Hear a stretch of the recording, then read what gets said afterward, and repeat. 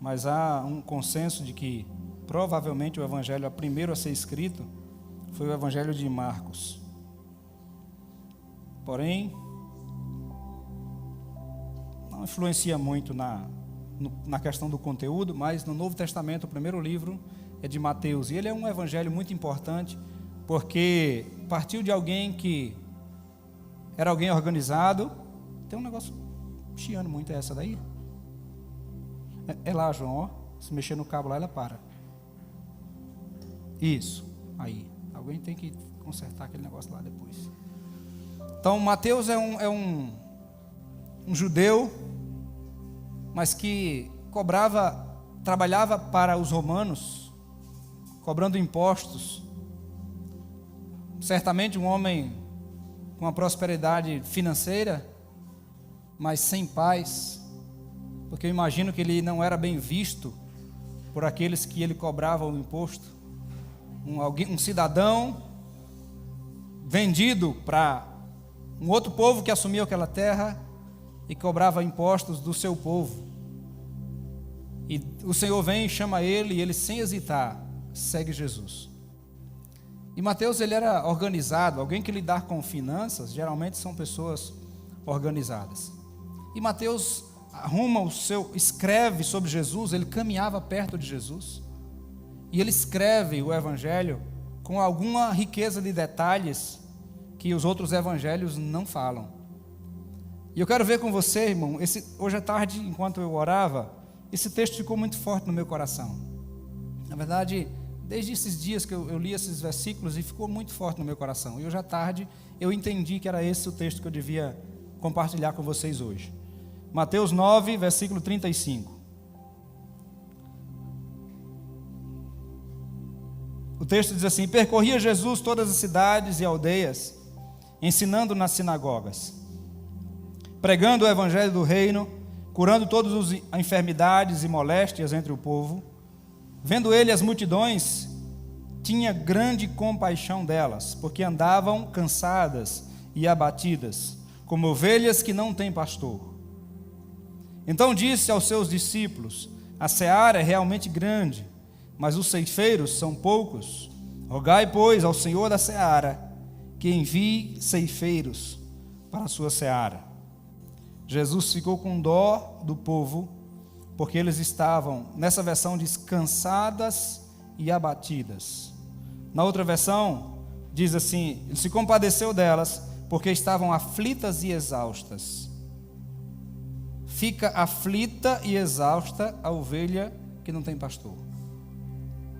Se Jesus não for o pastor da nossa alma, nós vamos viver aflitos e cansados.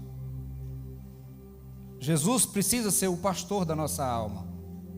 Amém? Ainda eu quero ler numa última versão, numa terceira versão, que é a Mensagem. Depois disso, Jesus passou por todas as cidades e vilas da região. Ele ensinava nas sinagogas, onde o povo costumava se reunir, apresentando as notícias do reino, curando os corpos doentes e restaurando vidas marcadas pelo sofrimento. Ver as multidões diante de si fazia doer o coração. O povo estava confuso e sem rumo. Eram como ovelhas sem pastor. Que grande colheita temos aqui, disse aos discípulos. Mas tão poucos trabalhadores. Ajoelhem-se e orem, pedindo mais trabalhadores. Na uma versão fala que Jesus se compadece deles, porque a multidão era digna de compaixão, porque estavam cansadas e abatidas. Na outra versão diz: estavam aflitas e exaustas. E nessa outra versão aqui diz: essas ovelhas estão doentes, estão precisando de cura, e isso faz doer o meu coração. Então a mensagem de hoje é: Jesus se importa com você. Jesus se importa com a sua dor. Jesus se importa com o que você está passando. Jesus se importa. Vamos orar? Pai, nós te agradecemos por tua palavra. Pedimos que o Senhor ministre no nosso coração, nessa breve reflexão, Senhor, que o teu Espírito tenha liberdade para falar conosco, aquilo que precisamos ouvir do Senhor. Nos abençoe, Pai, com a porção da tua palavra, com aquilo que o Senhor tem para hoje. É o que nós te pedimos em nome de Jesus. Amém. Pode sentar, queridos. O maná vinha, caía todo dia, e era a porção que eles precisavam todo dia. Que o Senhor nos dê nessa noite a porção que nós precisamos. O tema de hoje poderia ser: Jesus se compadece. Jesus tem misericórdia de nós. Jesus se compadece de nós. Jesus se importa com a gente. Jesus se importa com a nossa dor. Jesus se importa conosco. E nós vemos nesse texto que o Senhor Jesus, depois de curar algumas pessoas, logo em seguida, após o Sermão do Monte, que é Mateus capítulo 5, 6 e 7, Jesus prega, se você vê, as mensagens mais importantes e citadas por todas as pessoas, estão em Mateus de 5 a 8. Se bater na face, oferece a outra. Quando você orar, ore assim. Bem-aventurados, as bem-aventuranças está em Mateus capítulo 5. Seja a luz do mundo. Quando você jejuar, faça assim. Quando você for orar, entre no seu quarto e ore ao seu Pai que vê em secreto. Não julgue as pessoas para que você não seja julgado. Sejam perfeitos como perfeito é o vosso Pai que está no céu. Perdoe os outros, não julgue, porque com a medida que tiverdes medido, hão de medir vocês. E tem muita coisa nesses capítulos anteriores. Aí Jesus faz algumas curas, e em seguida está o texto que Jesus olha para a multidão que ele estava ensinando, e a Bíblia diz que ele se compadece deles, porque o povo estava aflito, e o povo estava cansado, o povo estava oprimido como ovelha que não tem pastor, e Jesus se compadece delas. E o que Jesus fazia diante das ovelhas que precisavam de cuidado? O que Jesus fazia, irmãos? Jesus diz assim: olha, tem muita gente para cuidar, a seara é grande, mas os cuidadores desse povo são poucos. Muita gente para ser cuidada e pouca gente para cuidar. Aí ele diz assim: olha, ajoelhem-se e peça ao Pai que mande mais pessoas, porque vocês não são suficientes para cuidar de uma quantidade de gente tão grande. Ele está falando isso com quem, irmãos? Ele fala isso com seus discípulos. Se você observar no capítulo 10, logo em seguida, o texto diz assim: chamando a si seus 12 discípulos, deu-lhes poder para expulsarem espíritos imundos, para os expulsarem e curarem de toda sorte de doenças e enfermidades. Ele separa 12. Se você for para o Evangelho de Lucas, nesse mesmo relato, no capítulo 10 de Lucas, você vai ver que Jesus, antes de nomear 12 entre eles, Jesus passa a noite inteira em oração. Jesus se importa tanto com a gente, com as pessoas, que ele disse: eu preciso preparar uma equipe para cuidar dessas pessoas, porque eu me compadeço delas, eu tenho compaixão delas, eu tenho dor delas, eu quero cuidar delas. E Mateus, ele tem esse olhar de que Jesus se importava com a gente. Veja ainda Mateus capítulo 14, eu quero que você veja um pouquinho adiante. Mateus 14, de 13 a 16. Olha o que Mateus narra a respeito de Jesus antes da multiplicação dos pães. Querido, quando você passa por um momento de tristeza grande, o que você quer fazer? Quando você está, por exemplo, de luto, faleceu alguém que você ama muito, o que você gosta de fazer? O que você quer fazer? Você não quer sorrir, você não quer brincar, você não quer se divertir, você quer ter um tempo para luto, né? Jesus, quando perde o seu primo, que ele amava muito, João Batista, quando Jesus perde o seu primo, a Bíblia diz que Jesus queria se apartar um pouco e ficar sozinho. Mas o povo vê Jesus e o povo queria cuidado, o povo tinha sede, fome da palavra de Deus, o povo queria os milagres, o povo queria Jesus. E as pessoas vão até Jesus, e Jesus, irmão, não tinha nem tempo para viver o seu luto. Se você olhar o capítulo 14 de Mateus, o início vai narrar da morte de João Batista. E o versículo 13 diz o seguinte: Jesus, ouvindo isso o quê? Que João Batista tinha sido sepultado. Se você olhar os versículos anteriores, você vai ver que é isso que está a narração do texto. Após a morte de João Batista, o versículo 13 fala: Jesus, ouvindo isso, retirou-se dali num barco para um lugar deserto à parte. Sabendo o povo, seguia-o a pé desde as cidades. Jesus ia pelo barco caçando um lugar para ficar só um pouco, para viver o seu momento de luto, de tristeza pelo seu primo. Mas a multidão foi correndo pela terra para alcançar Jesus. E o que Jesus faz? Sabe o que Jesus faz? Vão embora vocês, que eu não quero saber de ninguém não. Deixa eu curtir aqui o meu luto, deixa eu viver meu momento de tristeza. Vão embora todo mundo, vai para suas casas, que eu sei que vocês depois vão esquecer de mim. É isso que Jesus faz? O sentimento de Jesus por nós é o que está no versículo 14. O texto diz assim: saindo Jesus, viu uma grande multidão, e possuído de grande compaixão, para com ela curou os seus enfermos. Chegada a tarde, os seus discípulos aproximaram-se dele, dizendo: o lugar é deserto e a hora já é avançada. Despede a multidão para que vão pelas aldeias e comprem comida para si. Jesus, porém, lhes disse: não é preciso que se retirem, dai-lhes voz de comer. Jesus se compadece da multidão, e Jesus não tem tempo nem para chorar as suas dores. Jesus olha para a multidão e ele tem compaixão da multidão. Ele diz assim: eu estou com dó desse povo, eu estou sofrendo, mas eu vou cuidar desse povo. E ele cura os enfermos, e depois de curar os enfermos, ele diz: o povo agora está com fome. Os discípulos dizem assim: Senhor, manda eles irem embora para comprar comida em algum lugar. Jesus diz: não, eles não vão embora, vocês darão a ele comida, ao povo. Senhor, mas não tem pão, e o que tem aqui é muito pouco. Jesus diz: traz para mim. Olha, irmão, o que é que eu vejo nesse texto? Basta em nós o desejo de ajudar. O recurso virá pelo Senhor de maneira sobrenatural, quando a nossa causa for a causa de Deus. Jesus traga esses pães, e Jesus bota dentro de um cesto, ergue e agradece a Deus e baixa e diz: agora vocês distribuam para o povo. E milhares de pessoas comeram de poucos pães e poucos peixes. E o milagre foi tão grande que sobraram 12 cestos cheios. Se fosse Jesus fizesse o mesmo milagre hoje, Marcelo ia ficar um dia todo sem vender pão. E os 12 cestos que sobrou, talvez quase uma semana sem fazer pão, Marcelo. Mas por que Jesus fez isso? Isso mostra o sentimento de Jesus em relação àquele que está sofrendo, aquele que está passando alguma necessidade.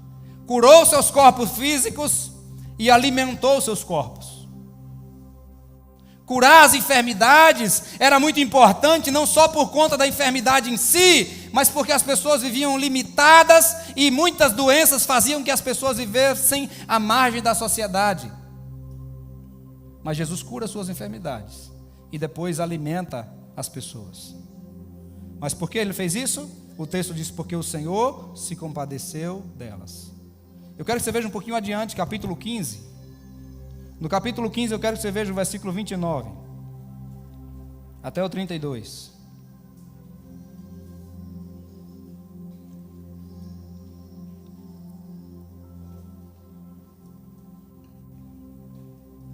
Mateus 15, 29 diz assim: Jesus partiu dali e foi para junto do mar da Galileia. Então subiu a um monte e assentou-se. E vieram ter com ele grandes multidões, trazendo coxos, cegos, mudos, aleijados e muitos outros. E os puseram aos pés de Jesus, e ele os curou.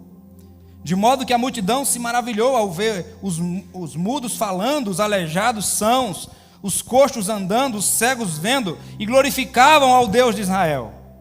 Jesus chamou os discípulos e lhes disse: agora aqui são palavras de Jesus. Olha o que Jesus disse. Olha o que Jesus falou: tenho compaixão da multidão. Irmão, olha o que Jesus diz: eu tenho compaixão deles. Fisicamente eles estão curados, mas esse povo já está comigo há 3 dias e eles estão com fome. Se eles forem embora assim, eles podem desfalecer pelo caminho. Olha só, irmão: tenho compaixão da multidão, já está comigo há 3 dias e não tenho o que comer. Não quero despedi-las em jejum, para que não desfaleçam no caminho. Aí os discípulos mais uma vez dizem assim: Senhor, onde é que vamos comprar comida e tal? Jesus diz assim: peraí, vocês não aprenderam ainda? E Jesus multiplica de novo. Agora não alimenta só 3.000, já alimenta 5.000. Porque quando tem comida, junta muita gente, né? Chame as pessoas para orar. Aí você junta 5. Chame o povo para comer. Aí vai 50. É ou não é? Quem aqui, se eu chamar para orar amanhã, 6 da manhã, vem orar? Fica mais eu aqui orando. 1 hora. Agora, se eu chamar vocês para comer amanhã de noite, churrasco, na casa de Jaedson,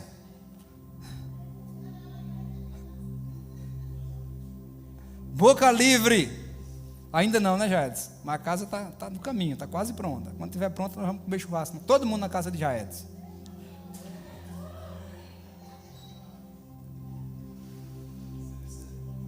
Três 3.000 pessoas. Na segunda multiplicação de pão, o povo diz assim: opa, aqui tem comida de graça. 5.000. Mas o que moveu Jesus a multiplicar aqueles pães foi a compaixão pelo povo. O que Jesus fazia porque amava o povo. Por que você faz o que você faz? Você pode fazer a melhor coisa do mundo. Se a motivação do seu coração for errada, diante de Deus não tem valor nenhum. Paulo disse: se eu falasse a língua dos homens e dos anjos e não tivesse amor, nada seria. Se eu distribuísse a minha riqueza, ainda que eu desse o meu corpo para ser queimado e não tivesse amor, nada disso me adiantaria. Aí ele diz: o amor tudo sofre, tudo crê, tudo suporta, o amor espera, o amor é paciente, o amor é benigno, o amor não se ufana, o amor não se ensoberbece. E Paulo está dizendo assim: tudo que nós fazemos, a nossa motivação deve ser fazer porque nós amamos as pessoas. Então Jesus provou por A mais B que Ele nos ama. Jesus levanta discípulos porque Ele não queria cuidar das pessoas apenas daquela época. Jesus queria deixar um legado sobre a terra porque Ele queria cuidar de nós. Ele queria cuidar de mim. Se não fossem os apóstolos para trazerem a mensagem de Jesus para o mundo inteiro, eu e você não teríamos sido alcançados. Jesus deu a vida dele por amor. Ele provou que nos ama. E ele disse: eu tenho compaixão da multidão. Jesus estava olhando e dizendo: eu tenho compaixão do meu povo. Eu tenho compaixão das pessoas. Ainda que eu saiba que muitos desses me trairão depois. Muitos desses estarão no meio da multidão e pedindo que eu seja crucificado. O Pai já tinha mostrado isso para Jesus. Muitos desses vão pedir Barrabás. Muitos desses ainda votaram no PT. Muitos desses ainda vão fazer o contrário, mas eles: eu estou aí, eu vou alimentar o povo. Movido de compaixão. O que move você? O que é que dirige a tua vida? Escute uma coisa. Se você tivesse um tio que você não conhece, digamos que aparecesse um tio seu amanhã, segunda-feira, amanhã é dia 4, né? 4 de dezembro de 2023. Aparecesse um tio seu e dissesse assim: ô meu sobrinho, minha sobrinha, eu conhecia você só de ouvir falar, mas Deus me deu uma direção para me deixar a minha fortuna para você. Eu já queria te entregar a minha fortuna antes de eu morrer. Eu tenho alguns milhões guardados. Me manda o número do seu Pix.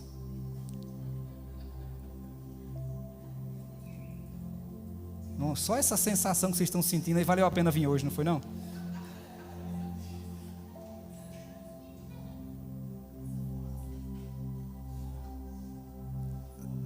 Segunda-feira, você normal. Domingo, você normal. Segunda-feira, você milionário. O que você faria da manhã em diante da sua vida? Você ia mudar de profissão? Ou melhor, você não ia trabalhar nunca mais? O que você faria? O que você faria da sua vida? Abençoado pelo tio milionário, Irmão, quem sabe isso é profecia? Se alegra aí. Quem sabe? Eu não estou iludindo vocês, não. Não estou dizendo que vai acontecer. Se sinta milionário pelo menos um instante. Irmão, um dia eu estava em Luiz Eduardo e eu estava esperando entrar um dinheiro na conta. E eu entrei na minha conta. Tinha 1 milhão e não sei quanto. Meu Deus, alguém me abençoou. Não, mais de 1 milhão na minha conta. Eu digo, gente, não tinha dinheiro nenhum aqui nessa conta. Aí eu tirei um print, eu digo, vai que esse dinheiro some. Irmão, eu saí da conta, quando eu entrei de novo, o dinheiro tinha sumido. Eu tenho um print até hoje. Houve algum erro lá no banco e apareceu como se tivesse um saldo bloqueado lá de 1 milhão e não sei quanto. Essa conta nunca viu nem 10% desse dinheiro. Mas, irmão, o que você faria? Você ia se dedicar ao quê? Sem precisar receber mais salário de ninguém. O que é que você ia fazer da sua vida? O mesmo que você faz hoje? Então você está cumprindo o propósito de Deus na tua vida. Se você ia fazer outra coisa da sua vida, você ia entrar no propósito, o que é que você ia fazer? Isso é uma análise. Pode ser que você esteja cumprindo seu chamado e pode ser que não. Isso é para você pensar em cumprir o teu propósito, o teu chamado de vida. Eu continuaria a ser pastor, irmão, só que muita coisa ia mudar. Muita coisa ia mudar. Muita coisa ia mudar. Mas Deus tem um propósito, um chamado para você, e eu quero te perguntar, por que você faz o que você faz? Então a mensagem hoje, meu objetivo, e eu creio que é o que Deus queria que eu dissesse a vocês, é duplo. É você entender que Jesus se importa com você, que Jesus ama você, e por isso Ele fazia basicamente 3 coisas. E eu quero que a gente aprenda com Jesus, e que assim como Jesus se compadecia das pessoas, que nós também venhamos nos compadecer das pessoas. Como Jesus se importava com as pessoas, que o nosso coração também venha doer quando o coração dos outros doerem. Que nós venhamos nos preocupar quando alguém não estiver bem. Que a gente sofra com aquele que também está sofrendo. Mas Jesus fazia 3 coisas. Vamos lá para o texto de Mateus? Primeiro texto, Mateus capítulo 9. Eu fui para Zacarias aqui. Mateus capítulo 9, verso 35.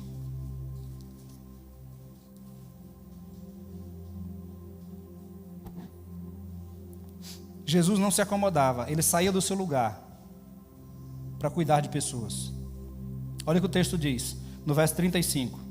Percorria Jesus todas as aldeias. Na outra versão diz assim: percorria Jesus todas as cidades e povoados. Jesus andava por todas as cidades e vilas da região. Irmão, Jesus sabia qual era o propósito do Pai para ele.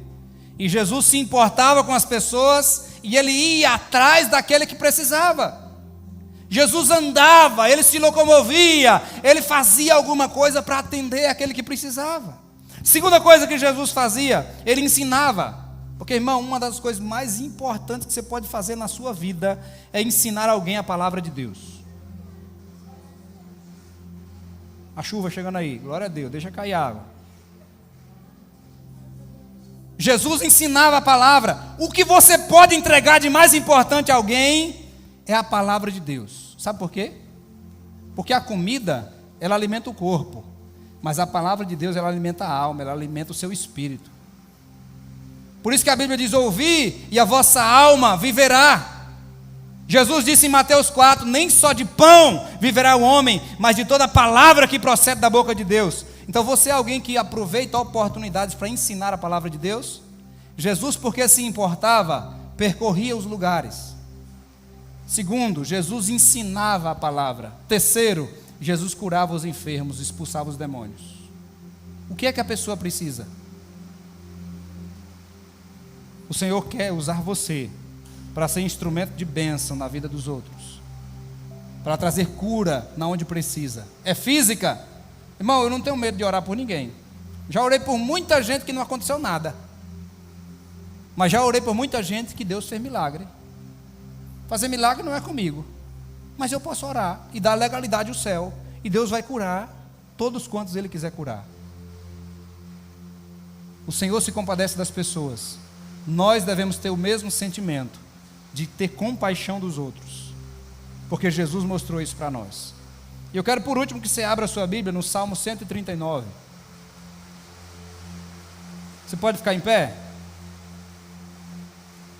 Já dá uma sensação diferente, né? Começou a cair água e aí o barulho. Lá no Templo Novo, a telha é diferente, então já vai dar um som diferente quando a gente estiver lá. Vai ser menos barulho. Salmo 139.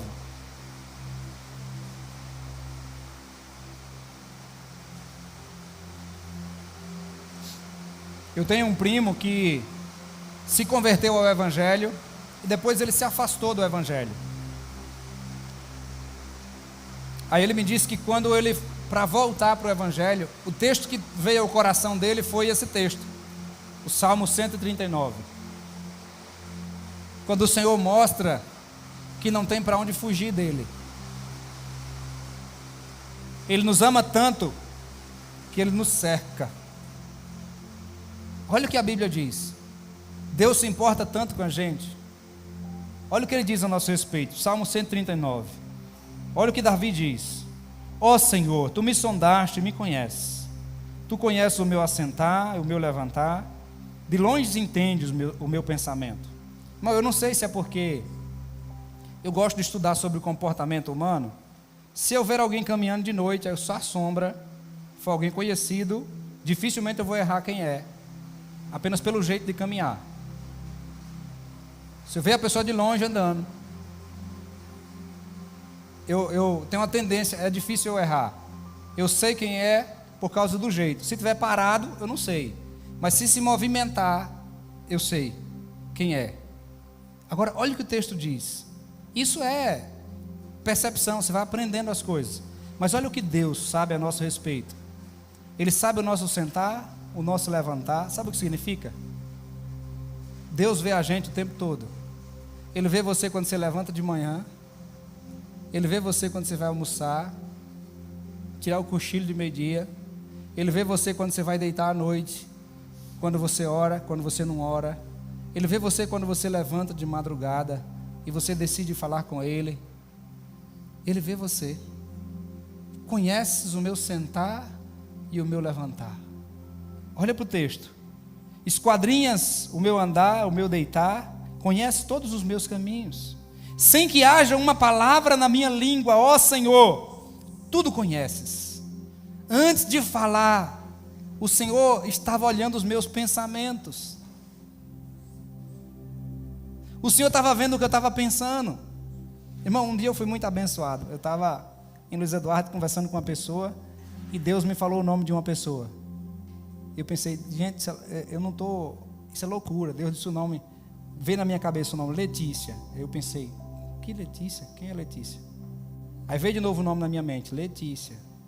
E o homem que estava conversando comigo estava falando que ele pretendia viajar e de alguns projetos de vida dele. Aí eu interrompi um pouquinho ele e falei, irmão, quem é Letícia? Aí ele tomou um susto, disse, é minha filha. Na hora que ele disse, é minha filha, irmão, aí Deus ministrou no meu coração o resto da mensagem. Disse, você estava preocupado com ela, não estava? Aí ele fez assim, aí a lágrima desceu. Aí eu disse, o Senhor mandou dizer a você que Ele está cuidando dela. Ele disse, é porque minha filha ganhou neném e eu estava preocupado, eu não sabia como é que ela estava. Ele tinha sido avô e ainda não conhecia o neto. Irmão, sabe o que ficou tão forte no meu coração? Eu passando muita luta também. Eu digo, Senhor, por que o Senhor não fala alguma coisa comigo diferente? Mas, irmão, se Deus estava preocupado com aquele irmão, ao ponto de dizer assim, eu quero aquietar teu coração, falando para você que eu estou cuidando dela lá longe, lá em outra cidade, em outro estado. Sabe o que Deus está dizendo? Eu me importo com você, eu estou cuidando de você. As coisas que estão acontecendo, você acha que fugiu do meu controle? Não, eu estou cuidando de tudo, eu estou cuidando de você. Coisas ruins acontecem, mas Deus usa tudo, irmão, para o nosso bem. Até as coisas ruins que acontecem, Ele usa para o nosso bem. Amém? Olha o texto continua e diz assim, olha, tu me cercaste em volta, puseste sobre mim a tua mão, tal conhecimento é maravilhoso demais para mim, é elevado demais, para que eu possa atingir. Para onde eu irei, para onde eu fugirei da tua presença, do teu Espírito? Para onde fugirei da tua face? Se eu subir ao céu, tu aí estás. Se eu fizer nas profundezas a minha cama, tu ali também estás. Se tomar as asas da alva, se habitar nas extremidades do mar, ainda ali a tua mão me guiará e a tua destra me susterá. O salmista está dizendo: Senhor, não existe lugar que eu vá que o Senhor não esteja cuidando da minha vida. Versículo 16, ele diz assim: os teus olhos viram meu corpo ainda informe. Todos os dias que foram ordenados para mim, no teu livro foram escritos, quando nenhum deles ainda havia. Versículo 13, ele diz assim: pois criaste o meu interior, entreteceste-me no ventre da minha mãe. Sabe? Quando os pais olham a ultrassom dos filhos e ficam felizes por ver o filhinho lá se movimentando, o coraçãozinho batendo, é uma emoção, irmão. Coraçãozinho a 100 e tanto por hora. Por hora não, por minuto. E aí você fica numa alegria. Agora você imagina Deus todo dia olhando para o ventre da mãe e dizendo: eu estou te vendo aí todo dia, estou te olhando. Olha o que esse texto diz: o Senhor viu o meu corpo ainda sem forma nenhuma, nem tinha forma de gente ainda. Você olha para essa pessoa que está do seu lado, olha para essa pessoa linda que está do seu lado, olha aí, e fala para ela o que eu vou falar com Rani agora. Um dia tu parecia um sapinho na barriga de tua mãe. Era ou não era? Estuda a genética para tu ver. E Deus já olhava igual aqueles pais bobos, né? O filho nasce com a cara toda inchada, não parece com ninguém. Ele diz: a cara do papai, lindo. Aí quem olha diz: todo inchado, não está bonito não hoje, não está bonito ainda não. Mas Deus olhava para você parecendo um sapinho lá, aquele sapinho de lagoa, e dizia assim: coisinha linda, estou sonhando com o teu nascimento. Eu vou te preparar aí na barriga da tua mãe para o tempo certo você nascer. Sabe, irmão? O Senhor planejou você. Você não nasceu por acaso, não. Não importa como aconteceu, se seus pais planejaram você ou não, você não nasceu por acaso. Você nasceu por um propósito e não por acaso. Versículo 14 diz: eu te louvo porque de um modo terrível e maravilhoso fui formado. Maravilhosas são as tuas obras, a minha alma sabe muito bem. Os meus ossos não te foram encobertos, enquanto no oculto fui formado, quando fui entretecido nas profundezas da terra. Irmão, sabe o que diz lá em Mateus capítulo 10? Jesus sabe quantos fios de cabelo você tem. Quantos fios de cabelo você tem? Ele sabe quantos fios de cabelo você tem. Sabe por quê? Porque Ele se importa com você. Se a Bíblia diz, irmão, que Ele sabe quantos fios de cabelo você tem, irmão, Ele não se preocupa com a tua vida em tudo? Se bem que seria mais fácil. Nem o de Geórgia nós não dá conta de contar. Mas o Senhor sabe quantos fios de cabelo você tem. Se fosse contar meus brancos aqui, já não dá, né? Já não dá para contar os brancos, tem demais. Mas o Senhor sabe detalhes a seu respeito. Ele sabe suas dores, seu sofrimento, o que você passa, Ele sabe tudo. Aí o que o Senhor quer nos ensinar é: eu me compadeço de você, eu amo você, eu planejei você. Aí Ele diz: eu quero que você também tenha o mesmo sentimento, que você se importe com os outros, que você ame os outros, que você viva para cuidar de outros, como eu tenho cuidado de você. Você está até aqui vivo, porque o Senhor tem cuidado de você. Você poderia ter morrido já, irmão. Já viu aqueles vídeos na internet? Que às vezes o carro passa raspando, cai um negócio, alguém tira o cara do lugar na hora. E, irmão, se nós enxergássemos o mundo espiritual, você ia ver o tanto de livramento que Deus já deu a você. Sabe por quê? Porque Ele ama você e ainda tem um propósito na tua vida. Amém? Vamos orar? Feche seus olhos. Pai, te agradecemos por tua palavra e pedimos, Espírito Santo, que essa mensagem fique guardada em nosso coração. Nós nunca venhamos esquecer o quanto o Senhor nos ama, o quanto o Senhor se importa conosco. O Senhor se compadecia da multidão que precisava de milagre, de cura, de libertação. O Senhor se compadecia da multidão que estava com fome, necessidades físicas, biológicas. O Senhor se preocupava com elas. Necessidades emocionais, o Senhor se preocupava com elas. O Senhor parava uma multidão para conversar com uma mulher que estava com a sua alma aflita. O Senhor para todo um cortejo para poder ressuscitar o filho de uma mulher viúva que não tinha mais a quem recorrer, porque o Senhor sabia da necessidade daquela mulher. O Senhor abria os olhos do cego. O Senhor liberta um endemoniado que estava com uma legião de demônios, porque o Senhor sabia que havia uma família necessitando do cabeça daquela casa. E depois que o Senhor liberta aquele homem, o Senhor diz: vá para casa, vá para os seus.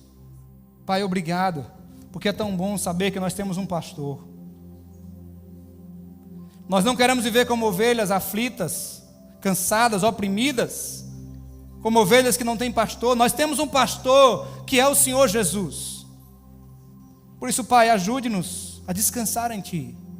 Como a Tua palavra diz: o Senhor é o meu pastor, e de nada terei falta, porque eu tenho um pastor que cuida da minha vida, que me conduz a pastos verdejantes, que me leva a águas tranquilas, um pastor que cuida da minha alma. Pai, me ajude a descansar em Ti, a não viver ansioso por nada.